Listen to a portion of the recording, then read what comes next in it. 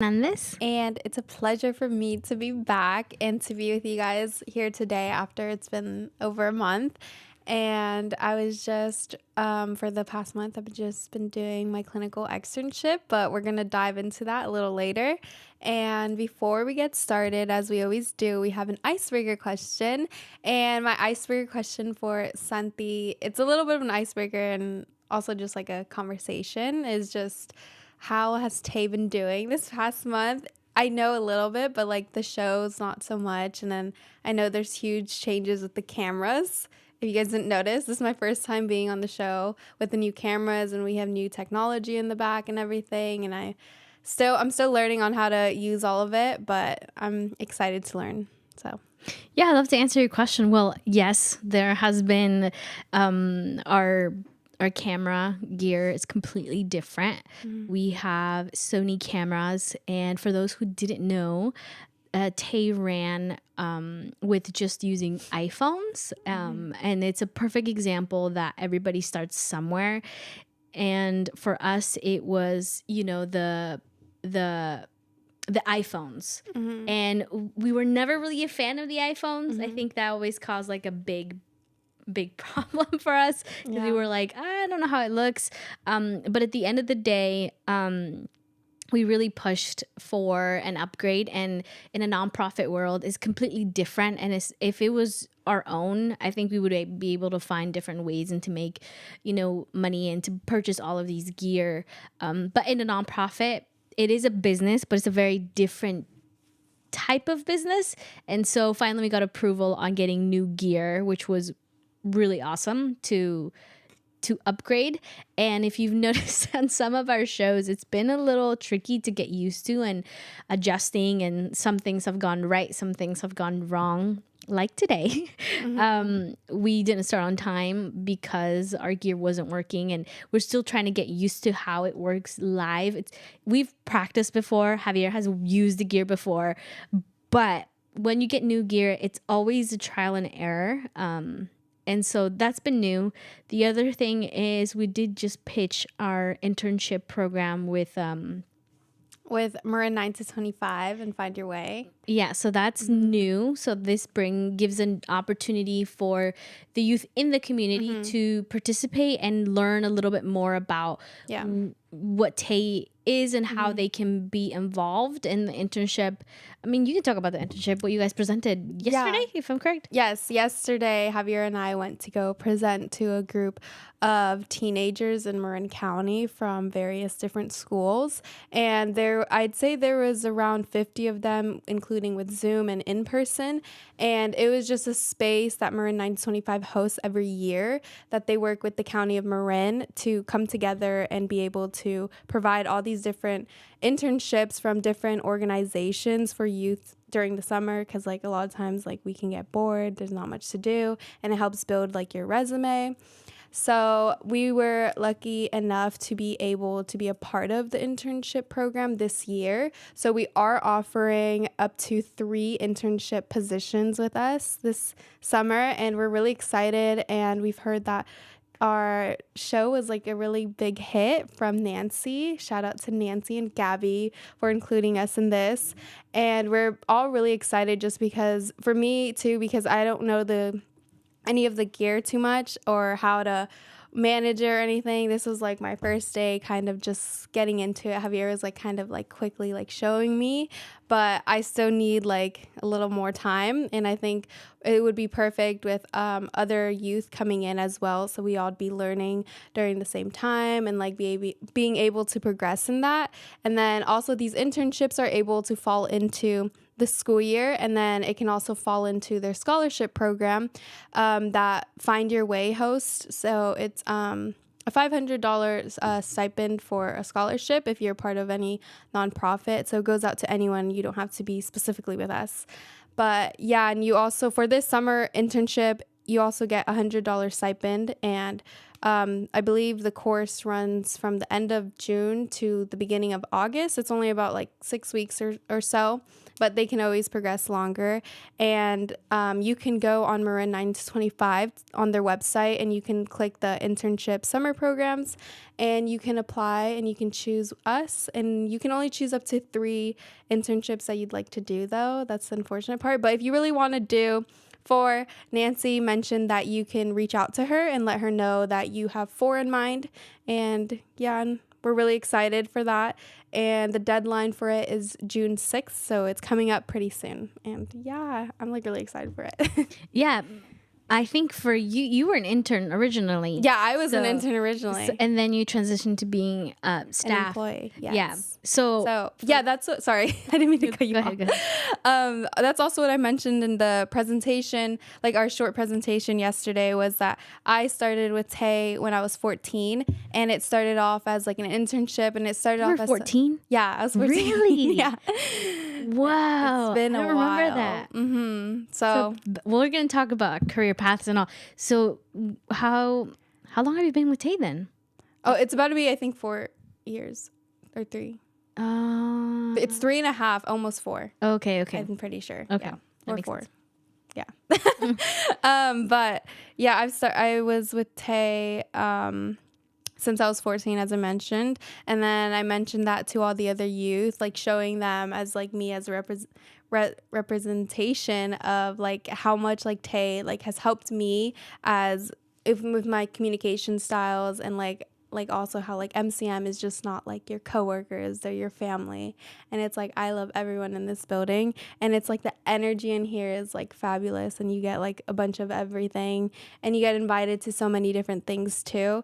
And it's like for me, when I first started with Tay when I was 14, I honestly thought I was gonna do it for like a few months, and then like I was gonna be done with it. But for some reason I've just kept going and I've just really loved it. And then my internship had ended. And then for a few months I was just like interning for volunteer work basically. And then I finally got a position here with MCM, which I was really grateful for. But yeah. It's been how a journey. things work. Yeah. Yeah. Do you want to add anything else of anything new on the studio? Am I missing anything? How has it been for you managing all of this? Have you picked up the pace with it, or like picked up how to manage being in the back and stuff? Yeah, I think because, well, for me, I help with our Spanish show. Mm-hmm. So I get like double the time of practicing and working. So it's getting better. I think one tricky part that we've had to figure out, especially Javier, is working on like our colors, because it's just very different from iPhones. It's more of a hands-on with the cameras, which is really, really nice. And then, we've been having a lot of outreach. I think that's something else that really, really, I just noticed how you're working at the cameras. One thing we've been doing with Tay is doing a lot of outreach. Like I mentioned, we've been invited to so many, because the weather is getting better. We've been invited to different like outdoor events that different organizations have been going on, and it's been really awesome to get to meet a lot of the people that listen to our show. I think it's super easy for us to just come here, do a show, post our photos, and do the check out our episodes, but it's not often that we get to meet people and they talk to us about like, oh, I heard this specific show. And part of the outreach event that we were doing, it was people saying, oh, we've heard you, we heard this, we heard this episode. And because of certain outreach events that we went to, we got invited to other outreach events, which has been really awesome. I think gets you out of the studio and also allows us to share more of what we're doing to other people that might not be so familiar with Tay. And yeah, that's what like I love about Tay, because like our goal is to like reach the youth and reach the unrepresented youth, to provide them with all these resources and just like for them to just listen in and like see what local people around them are also doing. And like I honestly love like listening to the other guests we have on as well, because it's like, wow, they're like such a huge inspiration. Like they're doing that and it's like I can do that, you know. It's just like putting your mind to it too. Yeah, and I think the other thing with Tay, which we don't talk about often, I think, or maybe we do, I don't know. We've also been having more people reaching out to us to be on the show rather than us reaching out to them, which has been really interesting. I think there's a huge difference when people want to be on the show because they have a lot more to say in a way, in most cases, not all, but so it's been really fun to just branch out, and we've been reaching out to the outreach helped with getting to know more people that we could bring on the show and to our audience as well. If there's specific topics that we haven't covered or you have a person in mind who'll be great for the show, this is a space for those underrepresented youth or people that are doing different things. They can come on the show and share their stories. And so many great relationships have grown out of Tay as well, at least for me. Yeah, and I feel like what we like to also say is like, this is a safe space. It's a safe space to talk about whatever you'd like, and like that's what I love. Like we have the freedom to just talk about what we want to talk about. Like no one tells us like you have to do this show, and we've mentioned that before. Like the organization doesn't tell us like talk about this, talk about that, or we just get to choose it. We come up with the shows. We come up with what we want to talk about. And a lot of it's based on what we're going through and experiencing through. And I think that's kind of like a good way to transition to our topic of the show. Yeah. That we have all, Javier, myself, you, and when Annalie was on the show, we're all in different paths that allowed us to say, this is what I'm struggling with, or this is what I see that people are struggling with, and that we can talk on the show. And that's how a lot of the shows are made, actually. A lot of them go through, mental health. Like we saw or experienced something, or it's in our own personal life, which has been really nice. Yeah. But with that, I'm going to hand it off to you. Yeah, and with that being said, like we talked a little bit about, as you guys can see, today's topic is careers, and we talked about a little bit with our career with Tay. And now I just want to dive into like the different careers that there are. A lot of people go for business, psychology, health, engineering, and all of these. But today we're going to kind of just focus on both of ours because they're a little different, but in a way they can align. And for me, mine is health, which is nursing for me, and why I haven't been on the show for the past month was because I was doing my clinical externship for a month straight, and it was a really wonderful experience, and I want to talk about it a little later, but just like a brief summary, mine is health, and I was doing that, and then I want to hand it to Santi. So talk about hers. Mine is so confusing.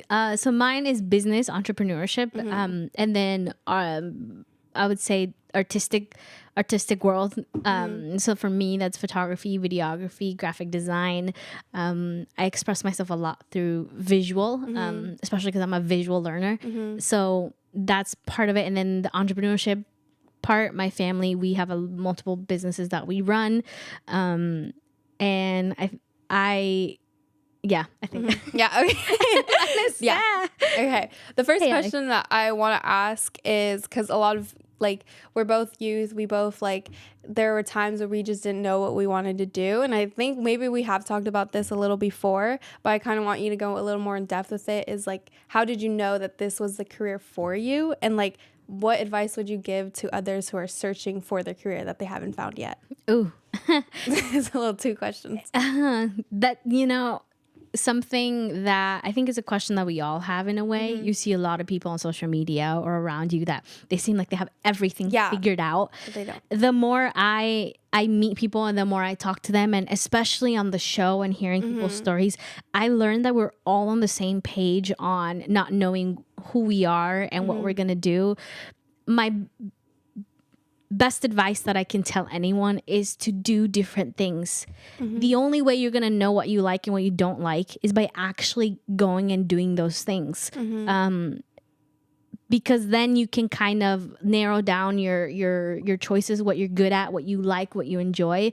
For example, for me, I never really liked any like science, or let's see, math or any type of. I did them, and I knew that I struggled in them. I didn't like them. I would lose my focus very quickly if they start talking about certain things. I'm not into that. But I noticed that when it came to art or when it came to business, my brain just, I don't know what, there was just like a click that I can understand it, that I might not know what you're talking about, but I'm like a sponge trying to like, suck everything up. And for the arts, that was a big part of it. In all of my classes in high school, I enjoyed my photography class. I enjoyed my graphic design class, and I could go over the top and do more. And then writing as well. For example, I did not like to write. I did not like to read, because I struggled with it, especially as a like English was not my first language. So when I was learning, I always had this fear of talking in public, or even writing or reading out loud in a way, because I don't know how to explain it. I felt intimidated by people who were born here, because their English was more fluent. And so for me, it was like, I didn't like it, but the more I practiced, the more I really liked about how I learned how to express myself through writing. And that led to, other artistic things that I enjoy. Okay. Does that answer the question? Yes, that does. And what about you? I kind of wanted to go off of what you said with when you got intimidated by people who spoke English a little better than you. I feel like in a lot of different ways, different people experience similar things. Like for me, it wasn't with English. It was more with money. Like there were other people. I don't know if you felt the same way, but I went to like a really white dominant elementary school. And I always felt like, oh, like I'm not smart enough, like because like all my other peers like were wealthy and they all lived like really nice houses. They all had tutors, even going into like middle school, they had like their own tutors. Like I never had that. And in a way, like when I was younger and like early high school, I kind of had the mindset of like, oh, I'm not good enough to be this or be that because like I don't have the money to get there.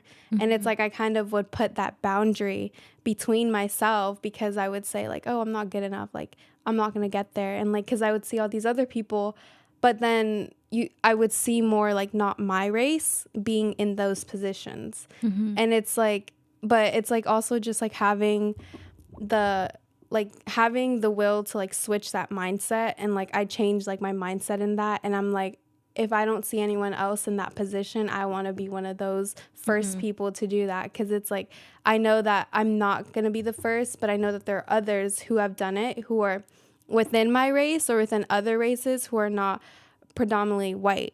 And it's like, I see that as like a huge inspiration for me to keep going. Because like, if they can do it, I can do it. There are like a lot. I know a doctor who she came from Guatemala, and I've spoken to her, and she had like a little bit of doubt when coming here, and she decided to go to med school. And she had like a lot of different thoughts, like thinking she wasn't going to go through with it and all, but she's an amazing doctor now. And she came here when she was in her teenage years, and now she's a doctor. And like she's like an inspiration to me. And she kind of helped me when I talked to her when I was in high school, because I talked to her just because I wasn't sure if I wanted to go into the medical field. Why did you want to go to in the medical field? I don't even know. It's a little like, well, it started in high school. I didn't really know what I wanted to do. And as you said, like, it's just kind of like dipping your toes in everything and just trying everything, because you never know like what might suit you. And at first I took like just different classes like I took like psychology, like history classes to see if like I like those. Like I never really liked writing. I wasn't really a school person. I didn't like writing. I didn't like English. I didn't like math. I didn't like science, honestly. But it's like the fact, like I knew that I would be able to do it. But as soon as I was put into a medical class, I've talked about this before. I was co-enrolled into College of Marin when I was in high school. And so like taking that first medical class, it really like helped open my eyes to like the medical field and like what I could be in the future. And I had talked to the professor because he's a manager of like an MA. He's like the manager of the program that I did, and he runs it all. And so I was able to talk to him, and it really interested me. But I wasn't 100% sure because I had like no experience of like being in the medical field or anything. So what I decided to do was this was probably like a year later, I got a job at a nursing home, and I worked there as a receptionist, but I was also like kind of put into activities a little bit. And the reason why I chose that job was simply just because I wanted to see if I would handle working with patients who are going through chronic pain, because it was a skilled facility nursing home. So it was patients that needed rehab. So they were in chronic pain. A lot of them had dementia or Alzheimer's. So it's just like I wanted that experience, and being there like really helped humble me and help like give me the patience.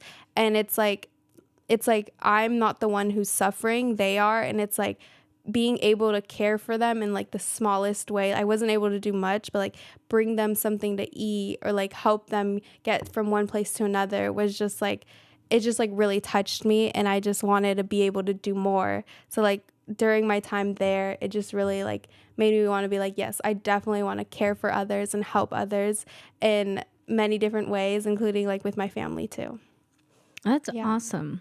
That's a little backstory. Yeah, a little backstory. And you touched on it. I love how you said dipping your toes into everything. Yeah, because you weren't committed necessarily all the way for the nursing program, but you wanted to see how you would react. And I think that's a very key part with anything is trying an internship, try volunteering, or even shadowing someone to just know how that role is, and if it's something that you can handle, and if it's not. I wanted to ask you a little bit more about the nursing program, and what's your like end goal. So you said you talked to someone and what it looked like for you in the future. What does that look like for you? Well, the doctor who I talked to, I'm not going to med school, but she's a doctor, and she was never a nurse, but like she's worked with a bunch of nurses and all. But I was like before, like in high school, I was like thinking of doing med school. That means I would have had to major in like biology or something, but I wasn't really trying to do that. So I decided to go with nursing, just because I feel like the dynamic in nursing is really like there's a variety of what you can do, and you can have like so many different specialties, and you can move from different departments, which I really love about that. Like, but being like a doctor, you only have one specialty that you work within. And I just like the flexibility, I guess, with nursing and all that, and just being able to provide for others in like different ways. But for nursing right now, I did medical assisting, which I just finished with, and that is I'm doing that, and then I'm going to continue doing nursing, and I'm planning to maybe do it with CALM. And if you didn't know, CALM has like a variety of different pathway programs and like tag programs with like different schools, which is like really amazing. Like CALM is like the #1 community college in California too. So they have like a variety. Really? I didn't know that. Yeah. And it's like crazy. And it's like, I'm not surprised because they have so many like great connections too with a bunch of different schools.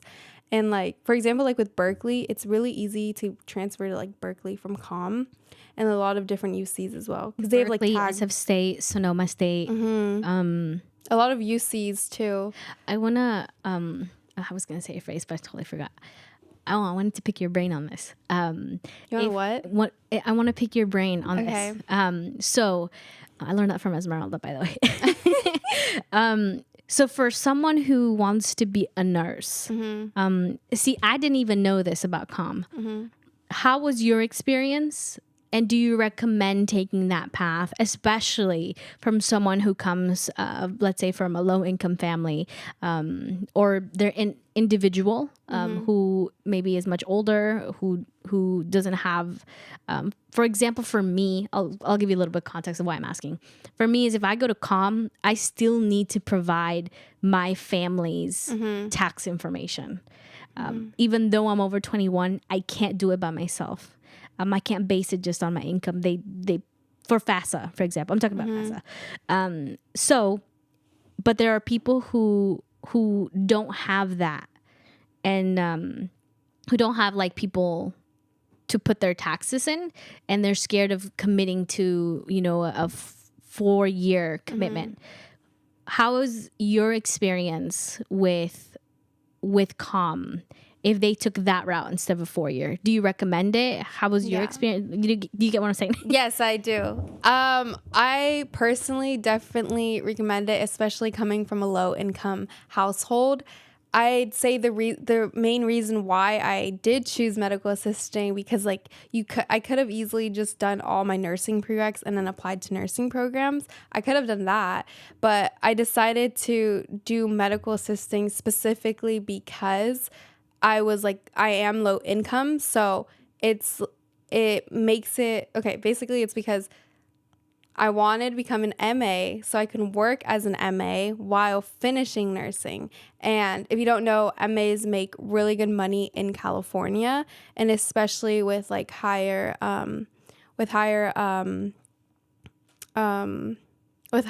health organizations like Kaiser, like Sutter Health, or like Marin Health.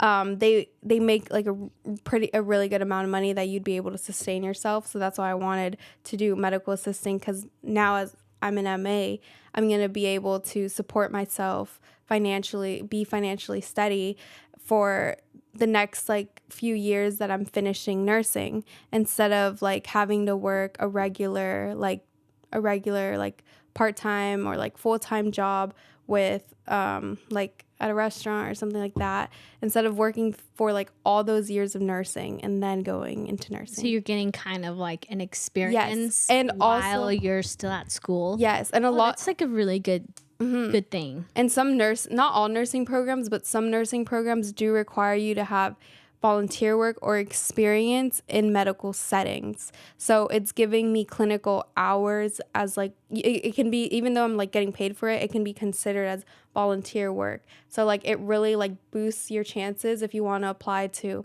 like bigger nursing programs. But I personally don't think I will be applying to bigger nursing programs. I don't know yet, but it does boost your chance a lot, because then they see that you are an MA and that you have that experience, and you have that experience with working with different patients, working with different specialties, because as an MA you can also switch specialties. So it looks really well. How did you come up with that plan? Was it talking to a counselor? Yeah, a counselor, my high school counselor, and then it went over to my college counselor at College of Marin, Byron. Shout out to him, because he, like, if you're in nursing or medical assisting, he's the person to go to, because he knows how to map out. What's his last name? Byron Ramsey. Oh, okay. He's the one that knows how to map it out, and he's the one who helped me map out what classes I need to take and everything. And he's like the only like counselor that like I trust with that, because like some of the other counselors, no offense, they kind of don't know what they're doing. I think maybe they have different specialties. Yeah, but it's like kind of weird, but it doesn't really state it. But like Byron's the only one who really knows like the nursing program and like the exact requirements that's needed for all the different schools if you want to apply to like UCs, because like if you don't know that UCs require more requirements than like CSUs. So yeah, I love that we're talking about this, especially for those who are like in school or again coming from a low income background. Yeah. What options you have. I really, when I was trying to go to school, I didn't know certain stuff, and asking around really helped. So even for business, if I wanted to go back to school and take like a business, let's say business management to get a bachelor's in that, there's a program as well that you can take at COM where you do your everything at COM, and then they have a partnership with Sonoma State that you don't need to necessarily go to Sonoma and travel to get your degree over there. They have their professors come to COM and they teach there. So it's a co-partnership. So when you graduate, it's a co-partnership between COM and Sonoma State. So for those who are low income, it saves you on like so much money from travel. From traveling to go to, Santa Rosa, right? No, Sonoma. Sorry. Sonoma State. I'm thinking of the other college. So it saves you money and travels. And then it's a lot. I think it might be a little bit, I don't know this exactly, but I would assume it's a lot cheaper than going to Sonoma State. I don't know. But I love how they have that program. And then you mentioned as well that if you talk to your counselor and build a pathway for yourself, you can transfer to SF State, Berkeley, Sonoma, and I think they have other colleges around. So yeah, they have a bunch of, if you go like on College of Marin's website, they have a bunch of they have like a tags program. I forget what tag stands for, but basically you can tag a UC or a CSU, and and if you get accepted for that tag like a year before, you have guaranteed spot to getting into that school, and you can tag like multiple, so you have a choice and you have all guaranteed admission there. So it's like, it's not like you're like really waiting on it. You can like do it a whole year earlier and like see if you want to get in later on. But yeah, and as Santi mentioned, COM has like amazing like programs with especially Sonoma State. That's what I'm thinking of doing with Sonoma State, is COM has their own nursing program. But the one thing is that they offer, you get your RN license, which is, a lot of people like, if you don't know, there's like RN and BSN, and I want to be a BSN, which is like your bachelor's, but you also have your RN. And with COM, I'm planning on doing my RN, but my ASN, which is my associates, but I don't really want my associates, I want my bachelor's. So I'm going to do a pathway with Sonoma State, and I don't need to technically go over there. I would be technically graduating from Sonoma State, but it's only an extra year, and it's just research that I don't have to commute over there. But then I'd be graduating from Sonoma State and having my bachelor's. Yeah. So again, just doing a little bit of research to anyone who's at COM or who wants to go to school, that there are options, which is kind of nice. And then you recently graduated. Yeah. So what was that? So you graduated. Oh, go ahead. Nothing. Wait, what was your question? Keep going. No, I was saying, so was that your associates or was that not your associates? But with medical assisting. Okay, that's what I thought. I'm like, I'm pretty sure. Okay. With medical assisting, but I'm not done with like nursing. Yeah, It's two different ones. It would be with medical assisting, and then the next one would be associates with their nursing program. I see. Which is like two different. I'd have basically two different degrees from COM. Okay, that makes sense, because I was like, okay, with what you said, I was a bit confused. Yeah, so it's like COM has like a variety of different things, and especially I love like their health, and especially they have like a really good nursing program too. So yeah, but the one thing with COM, their nursing program, they go based off a point system, which is really like odd, but it's just like, it's kind of like whoever has the most points gets in a way, but they're really limited since it is like a community college and they are small. I don't know what's the capacity for amount of students in the nursing program, but it's limited.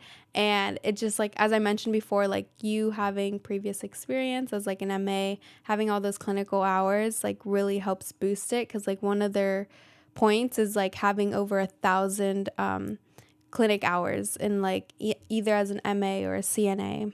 Oh, okay. Yeah, and it helps really boost your application with them. But yeah, and I wanted to a little touch back with your career choice and with what has been going on and how has your businesses going and with the cars and everything.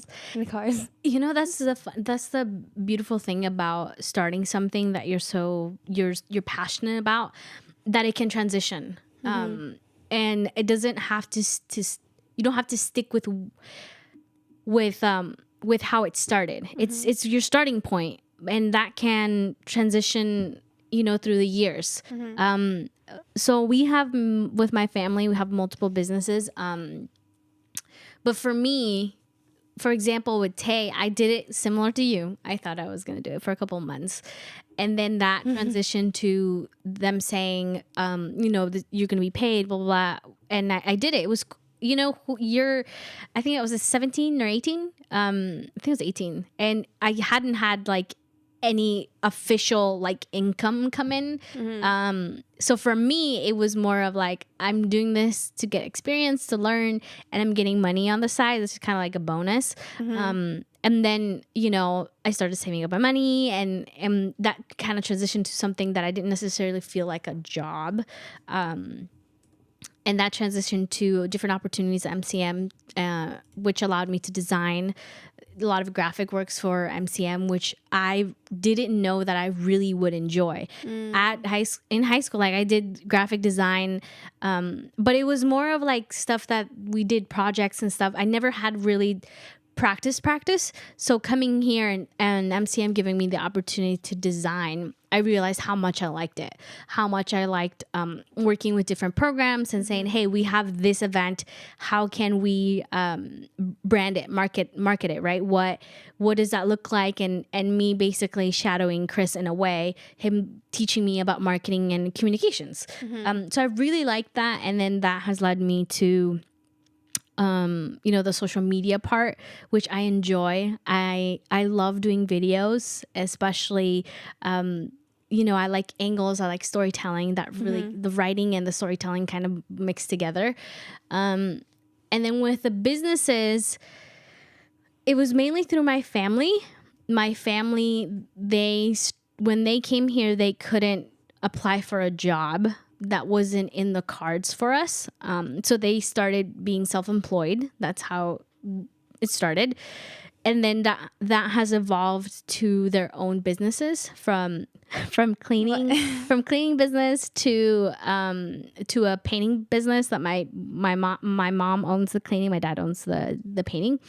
And that has grown so much that my family can no longer my parents can't do it by themselves.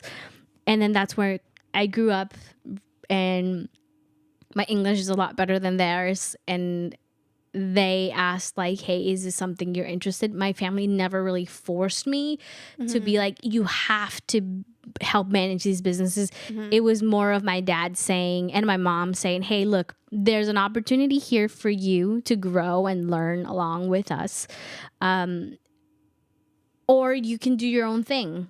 And to me, obviously, I couldn't be like, oh, no, I don't want anything to do. To me, just I wanted to support my family. I did that. And I realized I really like business. There's a lot of concepts in business that have helped me now. For example, how to manage my money, how to budget, how to, budgeting. I learned important language like budgeting. A lot of people think it's only for people who don't have enough money and they have to budget, but I learned like people who are really rich manage their finances very, very well. They budget a lot of things. They manage their finances, what money comes in and out. And in business you have to do that or else you'll go broke. And I learned how to work with a team. And so that evolved to eventually taking bigger roles with my family to really running the businesses. And then starting my own business that I was really passionate about with my brother. And we started it was a car detailing business. And I say first because we have transitioned out of the car detailing because we realized like, oh, this is a lot of labor. And then we also fell more in love of the concept of a car community. And that evolved to, okay, how can I take my art of photography, videography, and graphic design and take the car community and make it into something completely different. And so that evolved to creating our own, it's still in the works, but we're transitioning to turning it into a studio where we can record, print photos, take photos.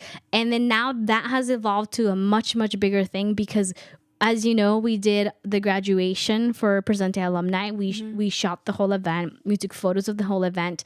And then I've been working with MCM on doing a lot of storytelling for our local artists, telling their story. And the Day of the Dead, we worked on that. And I fell in love even more and more and more on storytelling, telling the stories of the community, how they got from one thing to the other. And then that kind of created the idea of having a media company that we can help others tell their stories who are not very familiar with like the camera and the photos, So like I said, and to anyone who's listening, you can start somewhere, and it doesn't mean you have to stay there. If you do, there's nothing wrong with it, but that can transition, and that's totally fine. I see nothing wrong with it. I know there was one friend who she meant a lot to me, but I kept dipping my toes in a lot of things. And there was a comment that that person made, and it was like, look at me, I'm sticking with one field, and you are doing so many different things that you're never gonna get good at one thing. And that made me feel really, really bad, because I felt like I kind of considered what that person said and said, maybe I should just stick to one thing and that's it. But as I kept listening to successful stories, and by successful stories, I mean people who are happy with doing what they're doing, I learned that they had different skills. They had more than one thing, and it was okay. So if I can say one thing to everyone, is that you may start somewhere and it might transition to something else, and that's okay. Exactly. Does that make sense? Yes, I love that. And that's like same with me, like with Tay, like I think this is for both of us. Like we both didn't expect us to be here for this long, but it's like I never would have thought of myself being on radio.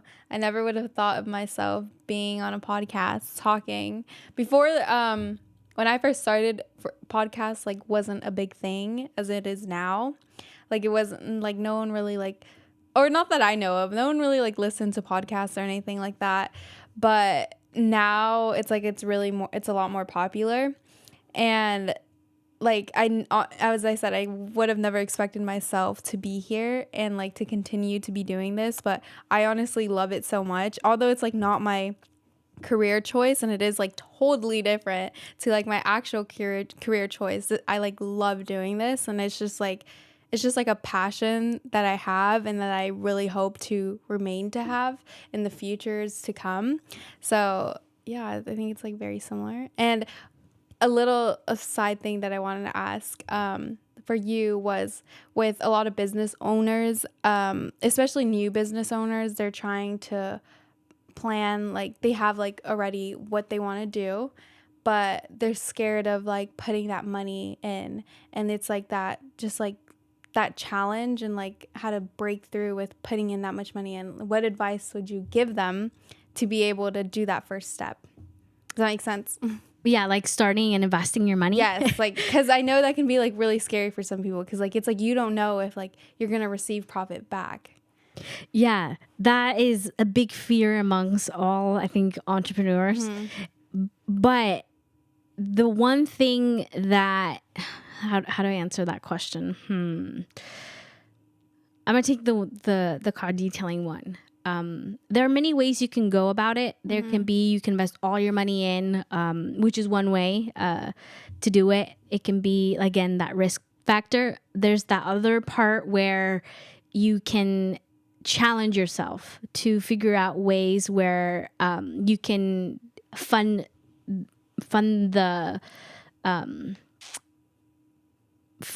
what you're doing without. So I'll put it this way. So with the Golden V, we said, what is something that we want to add? And that's the photography prints. And we said, okay. So we purchased the printer, and then the number one rule that we had is we invested this money, and it was money that we had to figure out a way to make that money come back. And what we did was we started, we basically said, that's the only money that's going to come out of our pockets. So we kind of give each other a budget in a way. Like, we're not going to invest all of this money. It's not that we don't have the money. We do. We can buy a printer. We can buy brand new cameras, great laptops. But we said, no, we're going to invest on one thing only. And then how can we use that one thing to make money come in? Right. And so that's where the promotion of printing started to happen. And that's where Neftali, who is a good friend of mine and a business partner, he is really good at selling the prints. And so he started making sales. And we said, any money that comes in for the prints will stay with that prints. Like, we have to make our investment come back. And the reason why we did that is because it gave us a guarantee that money will come back. But if we were to say that, oh, we're just gonna, if we need something, we're just gonna buy it with our own pocket, there's certain guidelines that we've set for ourselves that has allowed us to really push ourselves. So another thing is we started renting a little space to have our studio where we can edit, have photos, print the photos and everything. That is coming out of our pocket. But then we said, what are other things that can fund the studio? Like, we wanted to have furniture, and we wanted to get monitors for so we can work better. And also because of the injury I had, we needed to get monitors and certain equipment. And the only way we did that was saying, okay, we are manifesting that we're going to have projects that will fund everything. And when you have you write it down, you have a dream and a passion for it, things will show up without you wanting. And that's where the graduation for the Presenta alumni came in. I never pitched anything to Annalie saying, this is what I'm doing. She came up to us and said, hey, there's an idea I have in mind. Can you make my vision into a reality? And she said, give me a quote for it.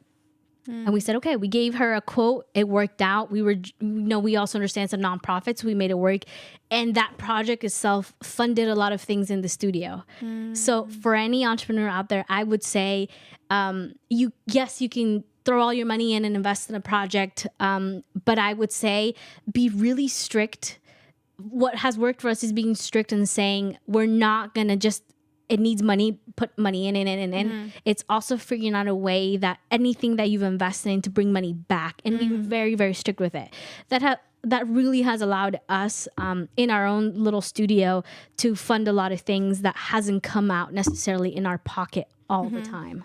Does that make sense? Yes. I love the way you explained all of that, because I think, like, if I were to jump into business and, like, try to start something, I think for myself, I would think, oh, I need to buy this, that. And I love the way that you explained that you should only buy one thing and, like, wait for that money to come back. Because that's, like, I honestly would have never really thought of that. Like, right now, thinking about it, I don't think I would have thought, like, oh, just buy one thing. I would just be thinking, oh, I need a camera. I need to buy a new computer. I need to buy this, and I need to buy that, and I should just buy it all at once and just spend all my money. But I really because that's the other thing too, is you have to really know if you're committed, and if you're not, you're like kind of 50-50 and you buy everything at once, you might not get anything out of it. But if you just start, that's the thing, you start a small step, and that small step can lead to a second step, and then you're crawling to learning how to walk, to learning how to jog, to learning how to run, and kind of in that scenario. So that would be my biggest advice in that, is also really managing your finances, because once you understand that, it's easy for you to do a little thing.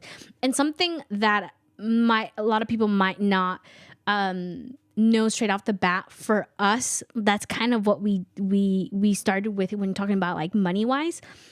But the other thing we did was we shot a lot of things for free. And it might be something not familiar with a lot of people, the concept of, yes, my time is valuable.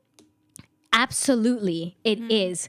But you also have to start building kind of a portfolio and your skill set, and a lot of, like, you need to get your name out there. And the best way to do it for us, in our experience, was to do a lot of things for free. And that way, when we showed someone, it's like, can I just practice? Can I just do something for you? And we're testing out. how it's going to turn out, and it was practice for us, but also the people started liking the results, and that led to people saying, oh, we see how you work, we want to work with you. So it wasn't straight off the bat of like, oh, we're like charging for everything we're doing. No, I started with doing a lot of things for free, and eventually that led to being able to charge for things, and learning as we go. Yeah. Like it's kind of with us, trial and error. Trial and error. Yeah. What's also like the biggest, because I think with entrepreneurship, it's like one of the biggest things that it's always 50-50 with it, if it will turn out how you want it to be, or if it will go another way. What's like the biggest challenge that you face in either business that like a lot of people might not talk about with other entrepreneurs? A challenge? Let's see. I think something that can be really challenging for everyone is the admin stuff. It's the I like to call it the boring stuff, because there's a lot of legalities that you have to go through, like paying taxes, just small little things that can be very boring, and it's not the fun part, and a lot of people talk about it. But I would say if you don't study it, it can really challenge you in a lot of things. Once you learn it and you're constantly educating yourself, running your business can become a lot easier. And another challenge that I see for myself is when you grow up, really, you start getting hit with a lot of bills. A lot of bills of like rent, food, car insurance, your car payments, things that you want. So your job is your plan A, like your plan A, and it's the thing that's sustaining you.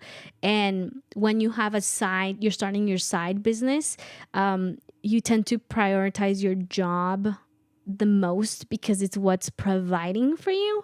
And that can lead to you not being consistent with your side hustle or your side business. And that can lead to a downfall of you saying, and your side hustle never worked. But reality is you have to be consistent, and that consistency can get lost, especially if you have a part-time or a full-time job, which happens to me a lot because I have I have working at MCM. It's easy for me to be like, I'm focusing on this and leave my side business aside. And then it's like, I'm so behind, or I can look back and see people who are growing constantly. And I know why they're growing constantly is because they're committed and they're consistent with it, versus myself in most cases where I'm not necessarily being consistent. So that can be really challenging. So finding a way to balance your time and being strict with it can help you get more results, if that makes sense. And what's your guys' end goal? What? The printing. The printing? Yeah, what's the end result with all that? I really want to have photography books. Wait, is that like, or can you explain what that is? It's a photo book. So a book. A regular book. Yeah, there's different photo books. There's some of cars that can tell the story. For example, there's photo books that tell the story of a generation of cars in that way. There's also photo books about different outdoor events that go on. Or for example, Jimmy Chin is one of my favorite outdoor photographers. He has a book, and it's all of his adventures that he's gone around the world and taking photos of his friends and people, and he's captured the stories of every single one. I'd love to have a photo book, because to me, photography is like you're pausing time. That's how I see it. I pause time. If I take a photo of you, it's a moment in time that I got to pause it, and I can go back to. That's what it means to me. And I'd love to have a photo book and be able to share that with different people in different areas, and saying, hey, this is things that you can go back to. Is it like a photo book like of something specific with cars, or like you go to an event and you take photos and you make it into a photo book? So for us, we started with cars, and that has kind of transitioned, especially for me. I love car photography, but I'm really into outdoorsy things. So different adventures, especially culturally speaking, when I travel to a different country and I get to see what they live like and what they're doing, I really like to capture that because I'm like, it's really easy for us to stay in our little bubble and not want to have not want to see other cultures. But the minute I step into someone else's culture, I learn so many things and I can get an understanding, and I'd love for people to really know that. If you go back to my town, you'll see that we do a lot of things differently. But if you understood a little bit of the history, you would know why. It's a lot harder for you to criticize because you have the knowledge of why we do that. I mean, you can criticize, I guess you can, but not in a way where you don't understand. Does that make sense? Yeah, it does. I can think of an example, but I don't have one in my head right now. Yeah. Oh wow, that's beautiful. I feel like with business, it's always like, as I said, like a hit and run with it. But do you think that my headphone. Do you think you and your brother are gonna continue to do this? Do you ever think that you will branch off by yourself and create your own business aside from your family's business, since it's kind like I see that it's all kind of a family type of way, helping one another? Do you think you'd ever go off? I think that's kind of what we did with the media production that we're still trying to figure out what to call it. Because originally, again, I said it was cars, and then it evolved to videos and photos, and then it has evolved, especially with Tay, that we've gone to the film festivals. To me, that is where my heart falls and says, I want to tell stories through film. And I know that that's kind of eventually what we're going through. I don't know what that looks like. I don't know if we've ever do, a movie or documentaries. I don't know what that would look like. But I hope that my brother and I can continue to work together. I feel like this is kind of what we enjoy together. And, I can definitely branch out and do my own thing, but in a way, I find it more adventurous working with other people. Yeah. It's not easy. I mean, we don't always, see eye to eye, but I like the ideas that always come onto the table. And especially, our best friend joined us now, and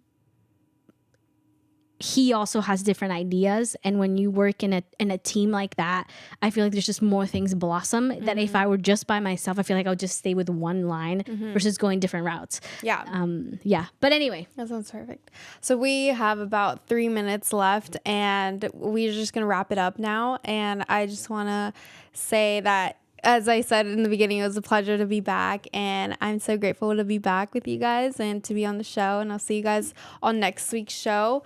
But also to just know that career choices are not always easy. It kind of is like what you're going to do ideally for the rest of your life. And it's like, don't choose something if you know you're not really fully committed to it. As we were talking about, if you're not fully committed to it, just try it out a little bit, whatever it looks like for you. If it's volunteering somewhere, if it's, as you said, shadowing or internships, just try it out. Or like with us, if you might be interested in being on podcasts or learning about the radio, you can internship with us and you can try that out for the summer. And it's only about 6 weeks, so it's not fully time committed, and we're very flexible. You don't have to be committed every week or anything. But yeah, and I just want to give you guys all the best luck with your career choices, your majors, and for school. And for those who have graduated, congratulations. And I wish you guys all the very best. And now I'm going to hand it off to Santi. Yeah, like I mentioned, try different things, do different things. If you don't like it, it's okay. If you like it, maybe explore even further what that looks like, and study people around within that field. So if it's nursing, find out more about nursing. If it's photography, find out what photographers do, what nurses do, what teachers do, what dancers do. And that way it gives you a bit more of a perspective of what your life could look like. And if you like it, pursue it. And don't base everything on financial thing. I think that's what a lot of people do. Don't limit yourself. Yeah, look at different options. You can definitely find a way to make a career out of a lot of different things that would not be by society look like a good career. You can make it a good career. Exactly. anyways, that would be all for me, and I hope you guys enjoy the great weather that we're having. Yeah, this weather, I don't like it actually. But Sunny weather everyone for else. those who like it. Yeah, for those who like it, enjoy it. I don't. I just want to be home because it's too hot out. But thank you guys, and I hope you guys have a great rest of your day and a great weekend. And we'll see you guys all next week. And yeah. And open mic is tonight. Oh, and So if you can make it at MCM, join yes, us. a quick PSA at the end. PSA. Open mic is tonight. Doors open at 6 p.m. So be sure to be here, and there'll be pizza as well. And we hope to see you. Bye, guys. Have a